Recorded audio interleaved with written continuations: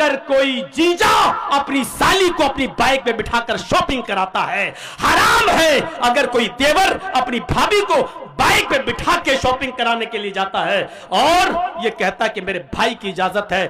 شریعت بھائی کی اجازت کے باوجود بھی بھابھی کو اپنے ساتھ لے جانے کی اجازت نہیں دیتی ہے۔ شریعت سسر کی اجازت کے باوجود بھی، بیوی کی اجازت کے باوجود بھی بیوی کی بہن کو اپنے ساتھ جانے کی اجازت نہیں دیتی ہے۔ شریعت ہے، نہ تیری بیوی کا قانون چلے گا نہ تیرے باپ کا قانون چلے گا۔ یہاں قانون چلے گا تو فاطمہ کے باپ کا قانون چلے گا۔ اگر مسلمان ہو تو فاطمہ کے باپ کے قانون کو مانو، اپنی بیوی کے باپ کا اور اپنی بیوی کا قانون نہیں۔ شریعت ہے، کسی کے باپ کی جاگیر نہیں ہے۔ یہاں آپ کی بیٹی بے پردگی کے ساتھ گھوم رہی ہے، موبائل لیتی ہے، اپنے جیجا کی موٹر سائیکل پہ بیٹھ کے بہنوئی کے ساتھ سفر کر رہی ہے اور دیور کی موٹر سائیکل پر بھابھی بیٹھ کر جا رہی ہے۔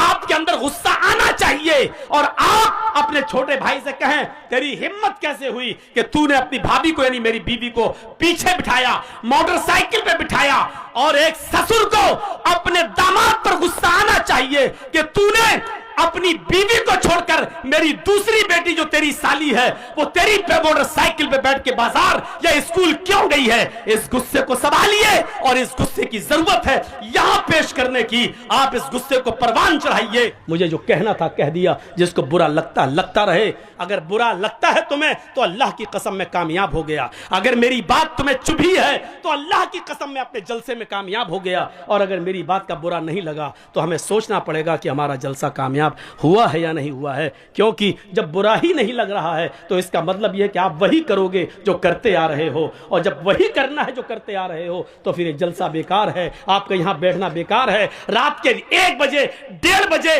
2 بجے تک یہاں بیٹھ کر اپنی آنکھیں پھوڑنا بیکار ہے، کیونکہ آپ کو کوئی ثواب نہیں ملے گا۔ میرے پیارے ساتھیوں،